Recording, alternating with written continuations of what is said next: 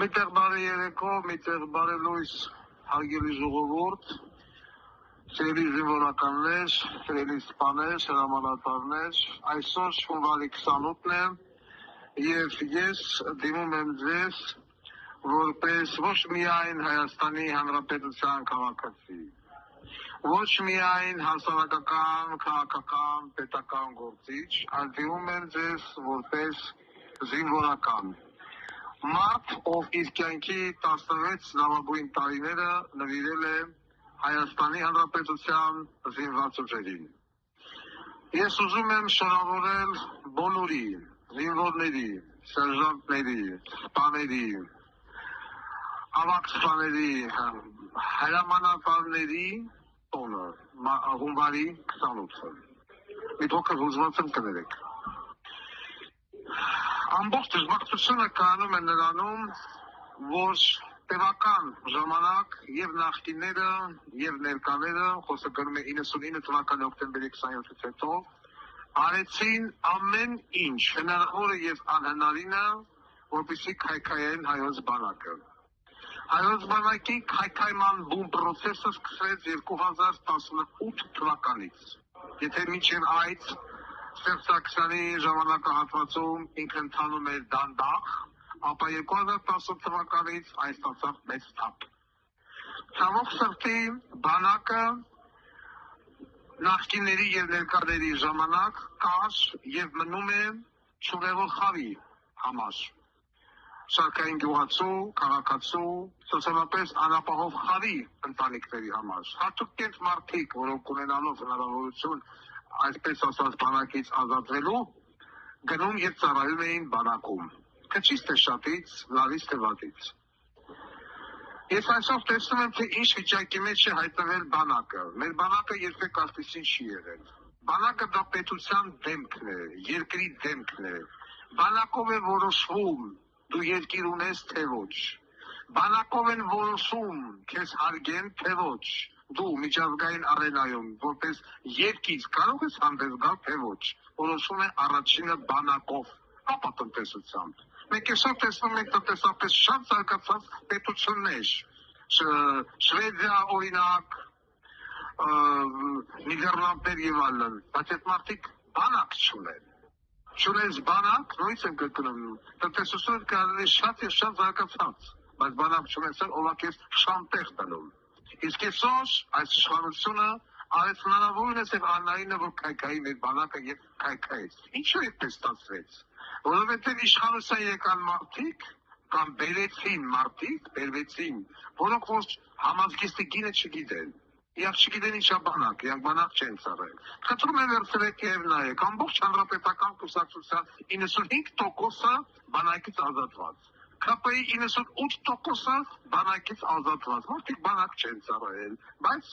երկիր է ղեկավարել, բանակ է ղեկավարել, Վիգեն Սարգսյան բանակ ծառայել է, չէ, Կուտոյան բանակ ծառայել է, չէ, ում ասեմ, ում թողան, Սիսի, Միսի, Դթում, Մթում, Նիկոլ, բանակ ծառայել է, ոչ, դրա համար էլ չեն սիրում բանակը։ Իսկ եթե դու չես սիրում բանակը, քայքայում ես բանակը, քայքայում ես նաև երկիրը։ Դու չես կարող խաղաղություն պահել, եթե չունես բանակ։ Դու չես կարող խաղաղություն պահել, եթե չունես զինված ուժեր։ Եթե դու քո զինվորին չես պահում, դու պետք է պահես թշնամու զինվորին։ Դա ասել է, դա այդպես էլ եղել է։ Եվ մենք այսօր տեսնում ենք, թե ինչ վիճակի մեջ է գտնվում մեր զինվորը։ Մենք չպարտվեցինք Արցախում, Արցախը վաճառեցինք։ Ես լինելով բանակի մեջ հիմա ես խոմ գիտեմ, ինչի է ընդունակ հայոց զինվորը, ինչի է ընդունակ հայոց սպան։ Նա չէր հանձնի մի գրամ, մի փիս հող անգամ։ Միգուցե մենք չունեինք դեր ժամանակակից պարազենություն։ Մենք այդունը չենք ունեցել 90-ական թվականներին, երբ կարողացել էինք ազատագրել Արցախը ադրբեջանական լծից։ Նույնիսկ հիմա ոչ սիրելիներս, Արցախը վաճառվեց, Արցախը դավաճանվեց, բանակը դավաճանվեց, մենք մեզ էինք խփում, մենք մեր զինվորին էինք խփում, համ մենք էինք խփում մեր զինվորին, համ դուք եք խփում մեր զինվորին, դրա համար եղավ այն, ինչ որ եղավ։ Եվ այսօր այս իշխանությունը անում է ամեն ինչ հնարավորին է ձեր անհնարինը ավելի ու ավելի քայքայել բանակը, թողնելով միայն ոստիկանություն։ Բանակից հետո ազգային արժեքներ, մշակույթ, կասի նաև դրան։ Ինչպես երբ որ ես ասել եմ, չէ՞ արդեն ասել է, գնացեք տեսեք թե տնագադակտի վիճակը։ Բայց սիրելի զինվորականներ, սիրելի զինվորներ, ես չգիտեմ, սա ուրախություն ասեմ, լավ լուր ասեմ, թե ինչ ասեմ, որ կա Վարդան Ղուկասյան, ով որ զինվորական է, ով որ իր կյանքը կտա բանակի համար, կանգնած է ձեր կողքին։ Ցավոք սրտի ես միայնակ եմ։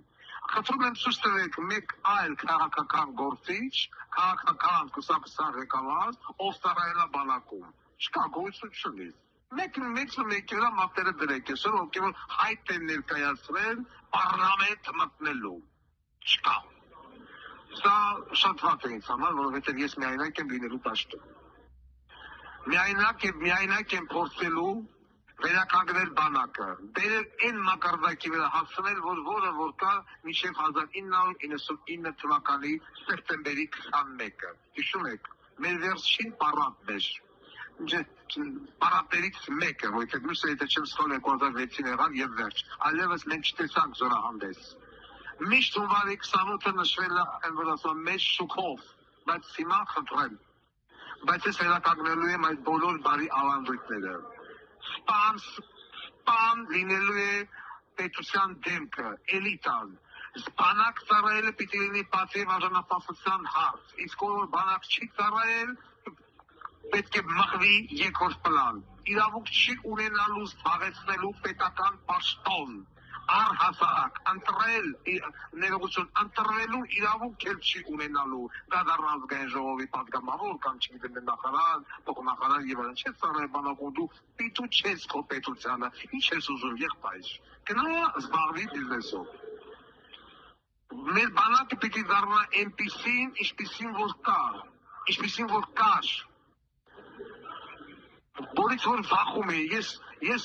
հիշում եմ իմ զինվորական ծառայության ժամանակ Ардանիշի պոստերից մենք ինչ սարսափի մեջ էինք պահում հակառակորդին։ Այսօր մեր զինվորը անցնում է գնում է իր կողքին, հակառակորդը ստուգում է թե նա քանի բամբուստ ունի, ինչքան սանդամաթել կա տանում, ես այս բան չեմ տեսել։ Ու այդքան հետո ասեն ինչ եք ուզում եք դիրքներ տանք։ Եղբայր, այդ դիրքը մի դու դրանը տեղից լարի, եթե կարաս, ուսուցչուի։ Հարգարժան սպաներ եւ զինվորականներ, զինվորներ, նորից եմ կրկնում, շատ խիստ հուզված եմ։ Կներեք, եւ խիստ զայրացած, բայց այդ օրը գալու է, չվհատվեք։ Ընդամենը մի քանի ամիս հետո եւ ես ձեզ կվերադարձնեմ իրական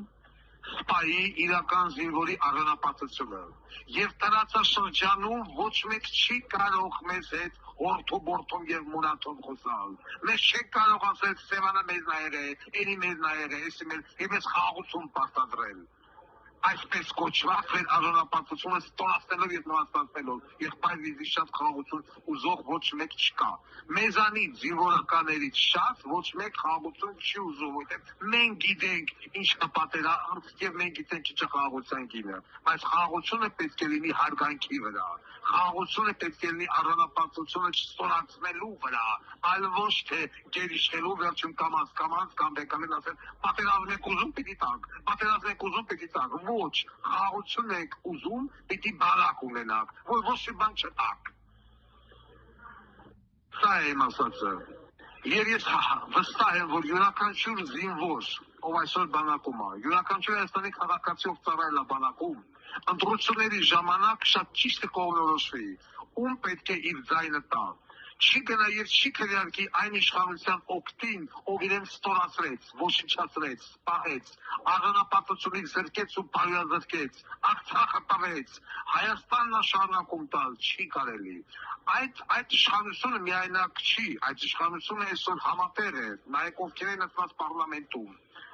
քոչարանականներ ու սերժականներ։ Հայաստանի Հանրապետությունը պարլամենտական երկիր է եւ այս իրավիճակի պատասխանատվությունը կրում է պարլամենտը, այլ ոչ թե միայն Նիկոլ Փաշինյանը եւ իր կառավարությունը, ոչ, պարլամենտը, նույն պատիվ ունենը, նույն հանրապետականը, նույն դաշնակները,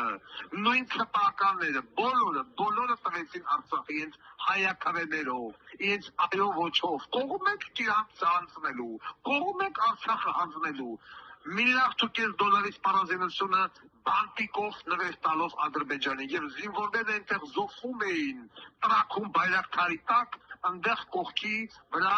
Պարտոսյան գեներալները եւ Հայաստանի ու Ղարաբաղի վերնախավը առևտուր են իրականացնում, հեկերն էին վաճառում թուրքերին։ Բայց այսօր այդ բայրակթարը քիչ սավառնում Ուկրաինայի երկնքում, հա՞, որովհետեւ գոյություն ունի աջակցությունային պայքար։ Մեռավ բայրակթարը գովազդեցին հայոց զինվորի վրա, ծախեցին Ուկրաինա, այդ Ուկրաինան 2-3 օր հետո ռուսները բայրակթարը շինեցին, եսին ինչ, ճնճուկ եւ այլևս բայրակթարը եկին չպարտացավ։ Մենք էլ դա կարող էինք անել, եթե մեր ռեպը ըլներ միացած, այլ ոչ թե անջատած։ Եթե մեր հրամանատարները չվեկալ էին, կոֆեի ապարատները փախնեին, զինվորներին թողային։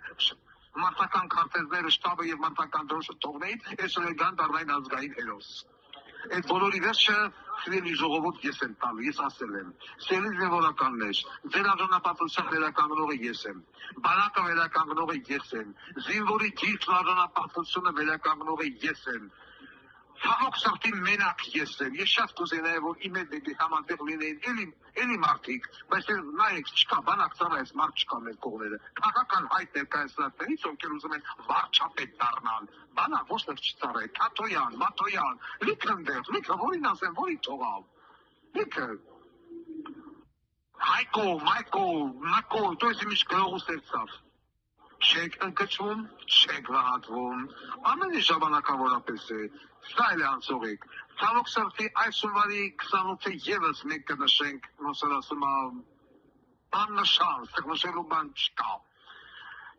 Դու չես կարող նշել կոմայի մեջ գտնվող հիվանդի ծննդյան օրը, փորձելով նրան ուրախություն պատճառել, նա կոմայի մեջ է, նա չի տեսնում, նա չի լսում։ Այսօր մեր բանակը կոմայի մեջ է, ռեանիմացիոն բաժանմունքում պակած արհեստական շնչառության տակ։ Իսկ ռեանիմատոլոգը, կամ ինչպես ասում են, բոքսի բժիշկը ես եմ, ես կվերականգնեմ, ես հետ կբերեմ, ես կոմայից դուրս կբերեմ իմ զինվորին, իմ սպային, իմ բանակին։ Այն ժամանակ մենք կտեսնենք խաղաղություն մեզ պարտադրում են, թե մենք ենք պարտադրում արժանապատիվ խաղաղություն Փարատաշրջանում։ Շնորհավոր տոնդ հայ զինվոր, շնորհավոր տոնդ հրամանատար։ Հարգանքներով ամենայն հայոց Վարդան Ղուկասյան։